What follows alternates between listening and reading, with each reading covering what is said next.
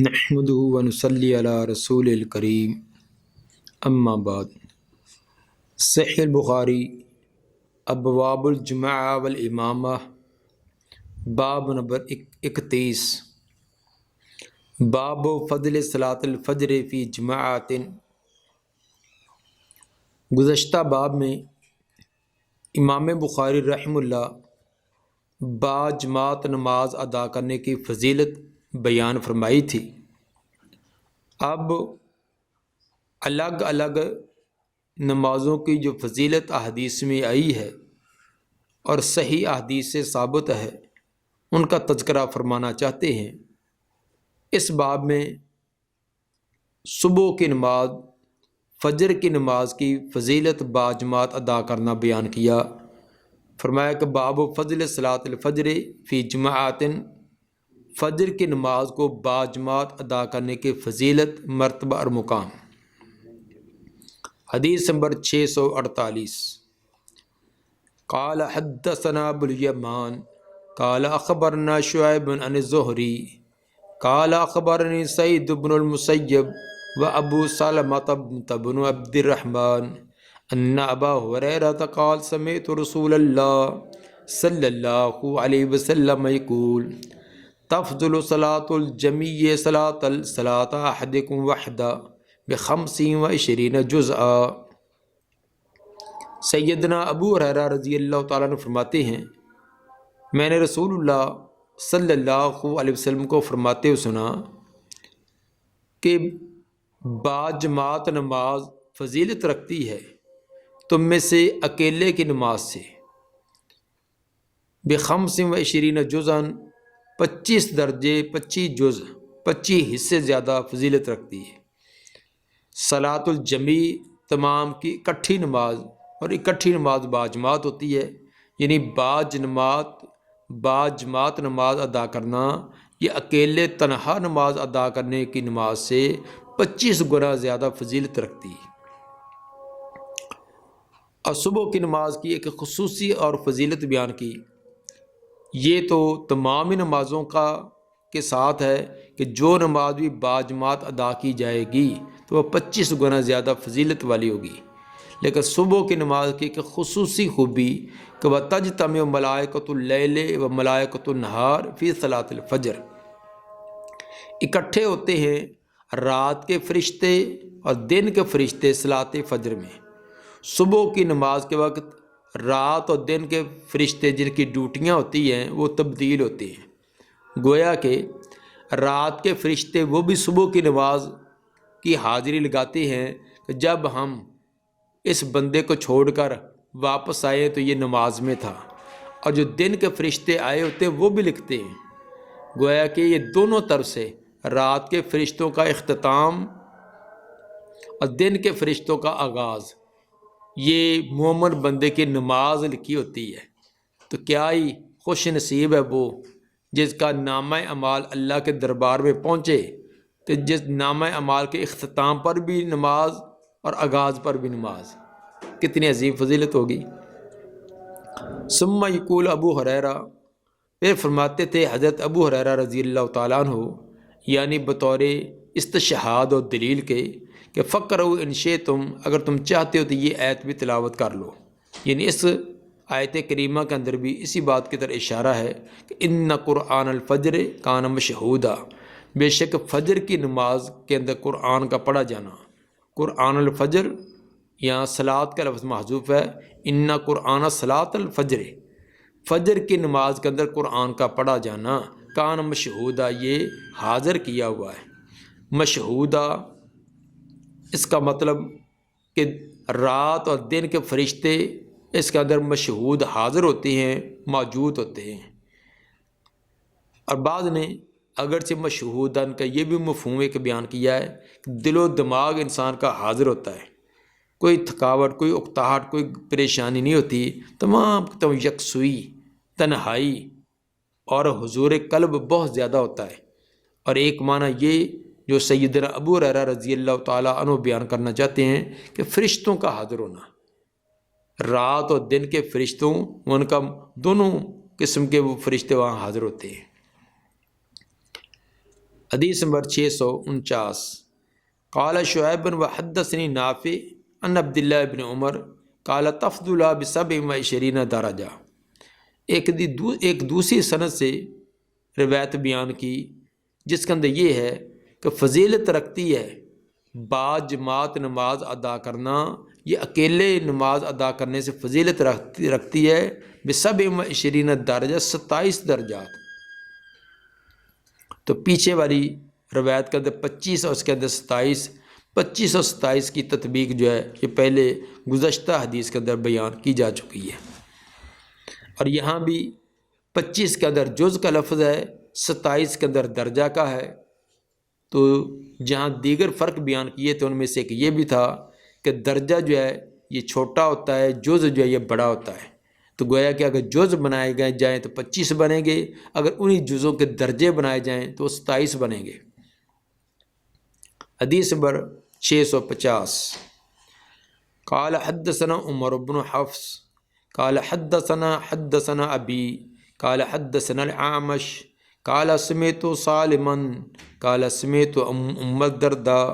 تقول دخل علی ابو الدرداء وهو مغضب۔ حضرت سالم فرماتے ہیں، سالم بن ابی الجعد مراد ہیں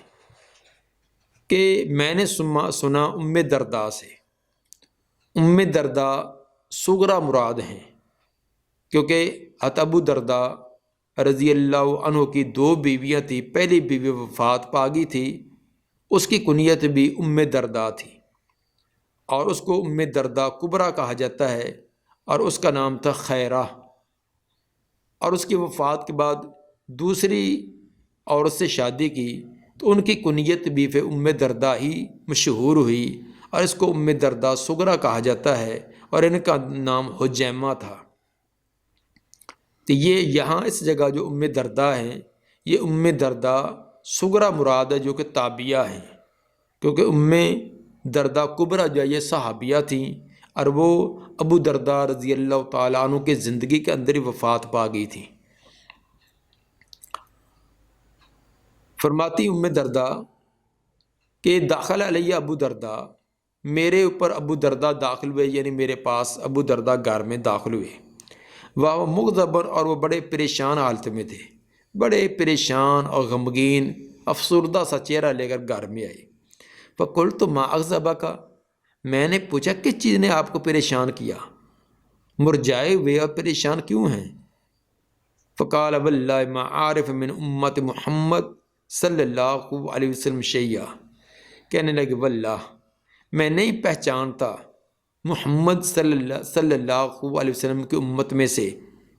شیئن کسی کام کو، الا انہم یصلون جميعا، مگر ایک ہی کام ہے کہ وہ باجماعت اکٹھے نماز ادا کرتے ہیں۔ حضرت ابو درداء رضی اللہ تعالیٰ عنہ کا مطلب یہ تھا کہ جس طرح عمل نبی صلی اللہ علیہ وسلم کے دور میں نیکی کے کام کیے جاتے تھے، بڑے ذوق اور شوق سے، بڑے اہتمام سے، تمام امور پر دینی کام، نیکی تقوی کے کاموں کو ترجیح دی جاتی، اور اول وقت میں پہلی فرصت میں ادا کرنے کی کوشش کی جاتی، بڑا حضور قلب ہوتا، بڑی توجہ ہوتی۔ جو نبوی دور میں تھا اب وہ انداز وہ نہیں رہا، اس کے اندر کمی آ گئی ہے۔ ہاں البتہ ایک چیز اس طرح کے ابھی بھی باقی ہے کہ لوگ باجماعت نماز کا اہتمام اسی طرح کر رہے ہیں، باقی چیزوں کے اندر کمی آ رہی ہے۔ پریشان ہونے کا مطلب یہ نہیں تھا کہ وہ پہلے کلی طور پر کام چھوڑ دیے گئے، ان کے اندر کچھ فرق آیا، اور یہ تو ہے کہ جو نبی کے زمانہ میں ایک روحانیت، رجوع اللہ آپ کی مجلس میں ہوتے ہوئے اور آپ کی موجودگی میں یہ تھا، بعد کے اندر اس کے اندر کچھ کمی آئی، اور جو خلفائے راشدین کے دور میں تھا وہ بعد والے زمانے میں نہیں رہا۔ تو ایسا ایسا جیسے دور گزرتا جا رہا ہے ان چیزوں کے اندر کمی تو آ رہی ہے۔ اور ویسے بھی جو تقوی والے لوگ ہوتے ہیں، جو رجوع اللہ رکھنے والے ہوتے ہیں، وہ عبادت کے اندر معمولی سے بھی کمی برداشت نہیں کرتے، عبادت کے اندر ذوق شوق میں اول وقت میں بڑی توجہ سے، اس کے اندر معمولی سی کمی بھی جو اہل اللہ ہوتے ہیں، اہل تقوی ہوتے ہیں، وہ برداشت نہیں کرتے، بلکہ معمولی کمی پر بھی وہ بڑے اس میں کے اندر کمی اور بڑی اس کو ان کے لیے یہ قابل برداشت نہیں ہوتی۔ ایسے سمجھے جیسے کہ اب ہم اپنے اسلاف اور پہلے دور کے شاگردوں کا تذکرہ کرتے ہوئے کہتے ہیں کہ کیا ہی پہلے ہمارے اسلاف تھے، علم کے لیے محنت دن رات لگاتار، ان کی محنت ذوق شوق، پہلے طالب علم بڑی محنت کرتے تھے، اور موجودہ کو کہتے ہیں تم تو کچھ بھی نہیں کرتے۔ مطلب کچھ نہ کرنے کا مطلب یہ نہیں کہ یہ بالکل زیرو ہیں، مطلب ان کے مقابلہ میں جو آج سے 25-30 سال کے پہلے طالب علم تھے، صاحبداروں کا وہ ذوق و شوق وہ علم کا نہیں رہا۔ تو جس طرح آہستہ آہستہ ہو رہا ہے اس کے اندر کمی تو آ رہی ہے۔ تو علم کا ذوق اور شوق رکھنے والا جس استاد نے خود بڑی محنت سے پڑھا ہو اور محنت سے پڑھایا ہو، تو تھوڑی بہت کمی طالب علم میں برداشت نہیں کر سکتا۔ تو یہی حضرت ابو درداء رضی اللہ تعالی عنہ کی کیفیت تھی، جنہوں نے نبی کا زمانہ دیکھا، نبی کے زمانے کے اندر بڑی خشوع خضوع والی، بڑی للہیت والی، رجوع اللہ والی یہ باتیں کی تھی۔ تو اب اس کے اندر معمولی سی بھی کمی ان کو برداشت نہیں ہو رہی تھی، تو اس لیے وہ بڑے پریشان حالت میں داخل ہوئے کہ لوگوں کے اندر کمیاں آ رہی ہیں۔ پہلے دنیا کی طرف اتنی توجہ نہ تھی، اب دنیا کے معاملات کے اندر کچھ توجہ ہونی شروع ہو گئی ہے۔ ہاں البتہ ایک چیز ابھی بھی باقی ہے، وہ یہ کہ انہم یصلون جمیعا، باجماعت نماز کا اہتمام اب بھی ہے۔ گویا کہ نماز کو باجماعت ادا کرنے کا اہتمام یہ ایک بڑی عظیم چیز، باقی چیزوں کے اندر کمی آنے کے باوجود صحابہ کے آخری دور تک یہ چیز باقی تھی، لیکن آج کے دور میں یہ چیزیں بھی ختم ہو چکی ہیں۔ کوئی جماعت رہ جائے، پوری کی پوری رہ جائے تو کوئی پرواہ نہیں، آدھی رہ جائے کوئی پرواہ نہیں، صف اول رہ گئی ہے، تکبیر اولیٰ رہ گئی، کوئی پریشانی نہیں۔ لیکن اگر 1000 روپے کا بلکہ 500 روپے کا خسارہ ہو جائے تو پورا دن چہرے کے اوپر خوشی کی کوئی علامت ہی نہیں ہوتی، کھانا ہی اچھا نہیں لگتا کہ 500 روپے کا نقصان ہو گیا ہے، 1000 کا نقصان ہو گیا ہے۔ 1000 روپیہ گر جائے یا کوئی جعلی نوٹ دے گیا تو پورا دن افسردہ بیٹھا ہوا ہے، کھانے کو دل نہیں چاہتا، رنگ اڑا ہوا ہے کہ 1000 کا نقصان ہو گیا۔ لیکن اگر باجماعت پوری کی پوری جماعت رہ گئی ہے، آدھی رہ گئی ہے، کوئی اس میں کوئی فرق نہیں آتا۔ یہ ہماری دینداری کتنی کمزور ہوتی جا رہی ہے۔ حدیث نمبر 651، حدثنا محمد بن العلاء قال حدثنا ابو اسامہ عن برید بن عبد اللہ عن ابی بردہ عن ابی موسیٰ قال قال النبی صلی اللہ علیہ وسلم آدم الناس اجرا فی الصلاۃ ابعدهم فابعدهم ممشا۔ نبی صلی اللہ علیہ وسلم نے فرمایا آدم الناس اجرا، لوگوں میں سے زیادہ اجر والے فی الصلاۃ، نماز کے سلسلہ میں، نماز کے اندر زیادہ اجر والے، ابعدهم فابعدهم ممشا، جو زیادہ دور والے ہیں، دور سے چل کر آتے ہیں، پھر ان سے جو دور والے ہیں ممشن، چلنے کے اعتبار سے، جو دور سے چل کر آتے ہیں وہ اجر و ثواب میں زیادہ، جو ان سے بھی آگے دور سے چل کر آتے وہ ان سے بھی زیادہ اجر و ثواب میں۔ والذی ینتظر الصلاۃ حتی یصلیھا، جو آدمی انتظار میں رہے نماز کے یہاں تک نماز ادا کرے مع الامام، امام کے ساتھ، اعظم اجرن، وہ زیادہ بڑا اجر والا ہے، من الذی یصلی ثم ینام، جو نماز پڑھے اس کے بعد سو جائے۔ دو چیزیں بیان کی، ایک تو جو دور سے چل کر آتے ہیں وہ اجر و ثواب کے زیادہ مستحق ہیں۔ کیوں؟ جتنی مشقت ہوگی، دور سے آنے مشقت ہے، گرمی ہے، سردی ہے، آنے جانے کا سفر ہے، راستے میں اندھیرا ہے، کبھی راستے کے اندر اور بھی مشکلات ہوتی ہیں، یہ تمام برداشت کر کے آنے والا، اور ایک مسجد کے ساتھ ہے، وہ ایک قدم اٹھایا مسجد میں پہنچ گیا، اب دونوں کا اجر و ثواب ایک تو نہیں ہوگا۔ تو اس لیے جو دور سے آتے ہیں، باب کے ساتھ مناسبت یہ ہے کہ جو دور سے آنے والوں کی نماز زیادہ فضیلت والی ہے، کیونکہ وہ مشقت برداشت کرتے ہیں۔ تو جو صبح کی نماز کے لیے آتے ہیں تو صبح کی نماز کے اندر تو مشقت ہوتی ہے، گرمی ہے، سردی ہے، اور نیند کو چھوڑنا ہے، اس کے اندر بھی مشقت ہوتی ہے۔ یہی امام بخاری رحمہ اللہ ثابت کرنا چاہتے ہیں، گویا کہ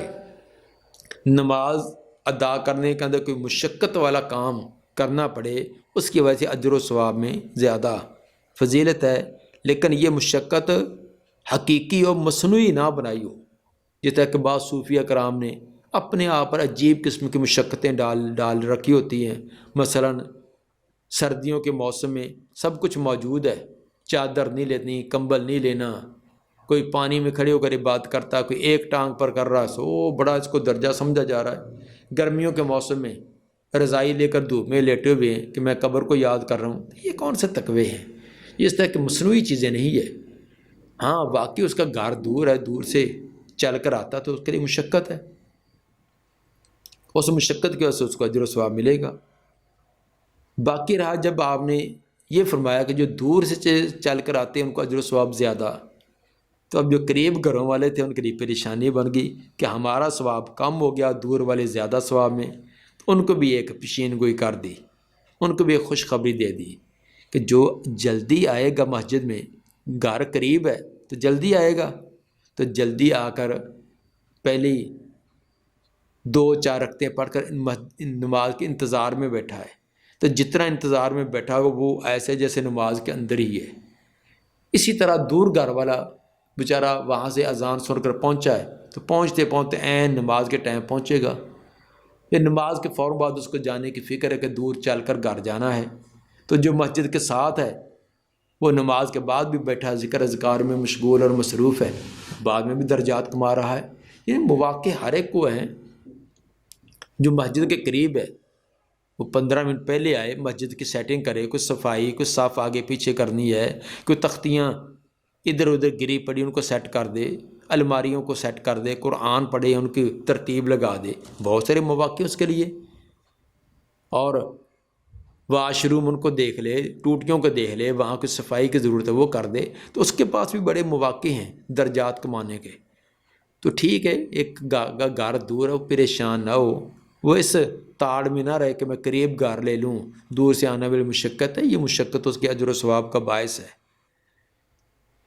البتہ قریب گھر والوں کو اب جان بوجھ کر دور جانے کی ضرورت نہیں ہے کہ وہ کہیں کہ میں اپنا گھر چھوڑ کر وہ دور جاتا ہوں تاکہ زیادہ مشقت ہوگی، زیادہ ثواب، تو اس کے لیے اور کئی انداز ہیں درجات کمانے کے۔ باب نمبر 32، باب فضل تحجیر الی الظہر، باب ہے ظہر کو اول وقت میں ادا کرنے کی فضیلت۔ تحجیر کا لفظ اصل میں گرمی کی شدت پر یہ لفظ بولا جاتا ہے، تو چونکہ ظہر کا جب ابتدائی وقت ہوتا ہے، ظہر گرمی کی شدت سے شروع ہو چکی ہوتی ہے، اس سے پہلے اتنی شدت نہیں ہوتی۔ جب عین زوال ہوتا ہے گرمی کی، کیونکہ وہ نصف نہار ہے، تو نصف نہار کا گرمی کی شدت اب اس وقت ہوئی ہے، اس کے بعد ایسا سا کمی کی طرف جائے گی۔ تو تحجیر یا ظہیرہ کا وقت ظہر کا ابتدائی وقت ہے، تو گویا کہ ظہر کو اول وقت میں ادا کرنے کی بڑی فضیلت ہے، اس کا تذکرہ۔ حدیث نمبر 652، قال حدثنا قتيبة عن مالك عن سمي مولى ابي بكر عن ابي صالح السمان عن ابي هريرة ان رسول الله صلى الله عليه وسلم قال بينما رجل يمشي بطريق وجد غصن شوك على الطريق فأخذه فشكر الله له فغفر له۔ حضرت ابو ہریرہ رضی اللہ تعالیٰ عنہ کی یہ 3 روایتیں ہیں، ان میں سے پہلی 2 روایتوں کا اگرچہ باب کے ساتھ تعلق نہیں ہے، چونکہ انہوں نے اکٹھی بیان کی تھی، جو تیسری روایت ہے اس کا باب کے ساتھ تعلق ہے، تو امام بخاری رحمہ اللہ نے تینوں ان کی بیان کردہ روایتوں کو ذکر کر دیا۔ پہلی روایت کہ رسول اللہ صلی اللہ علیہ وسلم نے فرمایا، بینما رجل یمشی بطریق، ایک دفعہ ایک آدمی چلتا جا رہا تھا راستے میں، پہلی قوموں کا تذکرہ کیا۔ پہلی قوموں میں ایک آدمی راستے پر چلتا جا رہا تھا، واجدہ غصن شوقن علی الطریق، اس نے ایک کانٹے دار شاخ پائی، ٹہنی پائی راستے میں، ایک درخت کی کانٹے دار ٹہنی نیچے جھکی ہوئی تھی، گزرنے والوں کو وہ اذیت دیتی تھی۔ فاخذ، اس نے اس کو پکڑا، پکڑنے سے مراد اس کو کاٹا اور اس کو پھینک دیا۔ فشکر اللہ لہو، تو اللہ نے اس کی اس نیکی کی قدردانی کی۔ فغفر له، تو اللہ نے اس کو معاف کر دیا۔ دیکھنے میں ایک معمولی سا کام تھا، لیکن اخلاص اور اللہ کے بندوں کی ہمدردی، اس کی وجہ سے اللہ تعالیٰ نے اس کے گناہ معاف کر کے اس کی نجات کا یہ سبب اور ذریعہ بنا دیا۔ گزرنے کو تو پہلے بھی لوگ گزر رہے تھے، کوئی دائیں سے گزر جاتا، کوئی بائیں سے، کوئی نیچے جھوکر آرے کہتا ہے کہ بس میں گزر گیا ہوں، مجھے دوسروں کا کیا ہے۔ جو کہ ہمارا آج ذہن بنا ہوا ہے، راستے میں کوئی اینٹ پتھر پڑا ہوا ہے، کوئی اور کوئی چیز نقصان دہ پڑی ہے، کوئی دائیں سے گزر جائے گا، کوئی بائیں سے گزر جائے گا، کوئی اوپر سے چھلانگ لگا کر گزر جائے گا، پڑی ہو تو پڑی ہے۔ ہر ایک کہتا ہے کہ میں گزر گیا، بس میں گزر جاؤں، باقی کوئی مرتا تو مرے۔ یہ ہماری غلط نفی والی سوچ۔ تو گزرتے تو پہلے بھی اور تھے، لیکن اس کی توجہ اس بات کی طرف گئی کہ اللہ کے بندوں کا بھلا، دوسروں کی خیر خواہی، ہمدردی کرنی چاہیے۔ اس نے کلہاڑی پکڑی، ایک کاٹ لگائی، کاٹ کر پھینک دی۔ اس میں کون سی زیادہ محنت و مشقت تھی، لیکن ایک انسانی ہمدردی والا جو جذبہ تھا، اس کے اللہ نے قدردانی کی۔ فشکر اللہ لہو، اللہ نے اس کی قدردانی کی۔ فغفر له، اس کو معاف کر دیا۔ ثم قال الشہداء خمس، پھر آپ نے فرمایا کہ شہداء 5 قسم کے ہیں، شہید ہونے والے 5 قسم کے لوگ ہیں۔ المطعون، طاعون کی بیماری سے فوت ہونے والا، مبتون، بطن پیٹ کی بیماری سے فوت ہونے والا، پیچس موشن لگے ہیں یا عورت وضع حمل کے وقت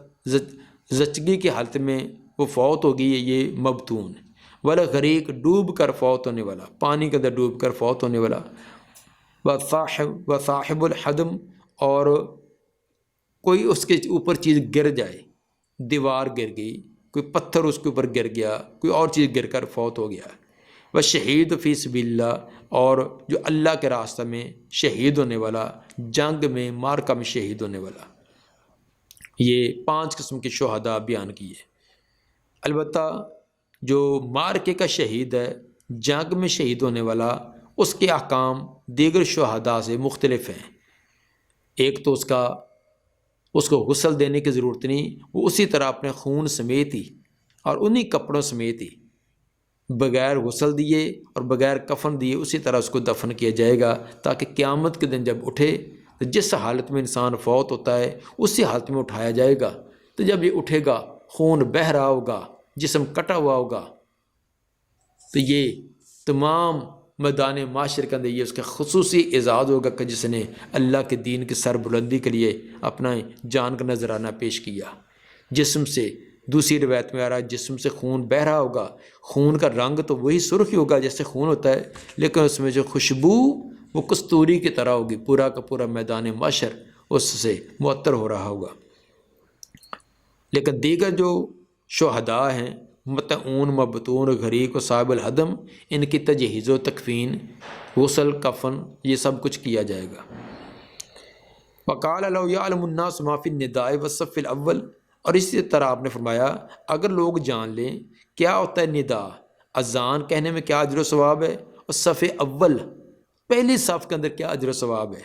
ثم لم یجدوا، پھر نہ پائیں کوئی چارہ کار،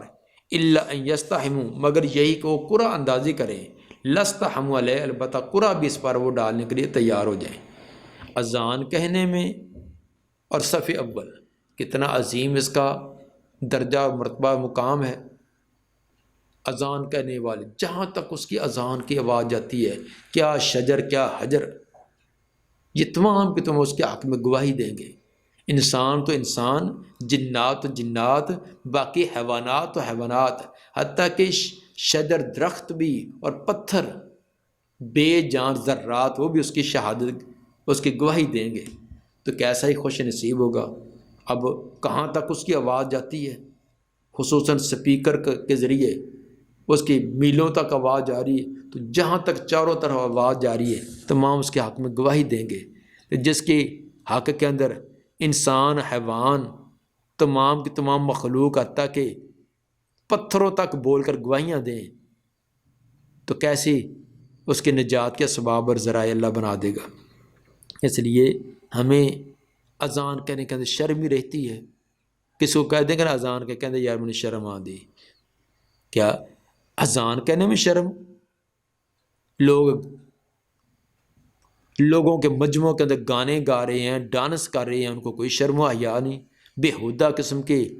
واہیات گپیں ہانک رہے ہیں، جھوٹ بک رہے ہیں،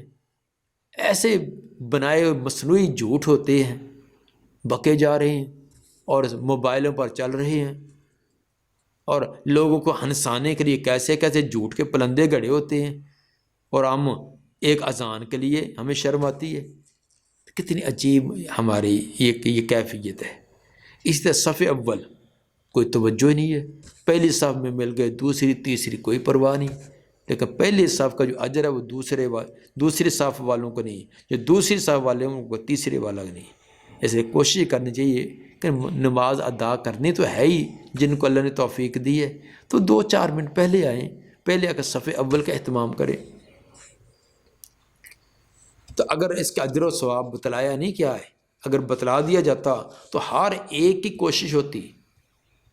یہاں تک کہ ان کے اندر اختلاف ہو جاتا، ہر ایک کہتا کہ میں نے صف اول میں کھڑا ہونا ہے، میں نے صف اول میں، پھر قرعہ ڈالنے پر ان کی نوبت آتی، قرعہ ڈال کر جس کا نام نکلتا وہ کھڑا ہوتا۔ حدیث نمبر 654، وَلَوْ يَعْلَمُونَ مَا فِي التَّحْجِيرِ، یہ بھی اسی سند کے ساتھ، سند ایک یہ، اس سند کے اندر یہ 3-4 متن آئے ہیں،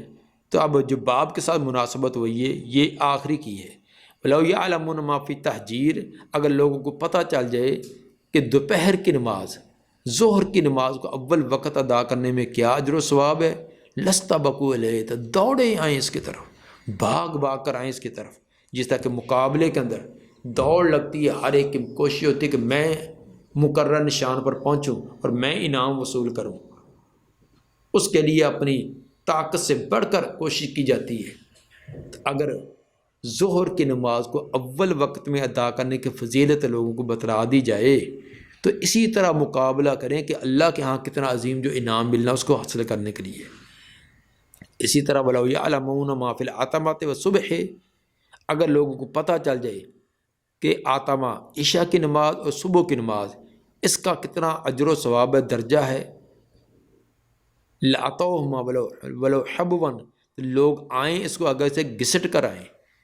پاؤں سے چل نہ سکتے ہوں، پاؤں جواب دے جائیں، پاؤں سے چلا نہ جائے، پاؤں کٹے ہوئے ہوں،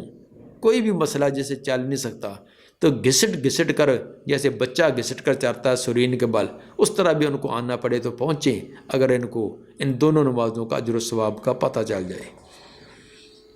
دعا ہے کہ اللہ تعالی نبی صلی اللہ علیہ وسلم کے فرامین پر ہمیں عمل کرنے کی توفیق عطا فرمائے۔ سبحان ربک رب العزت عما یصفون وسلام علی المرسلین والحمد للہ رب العالمین۔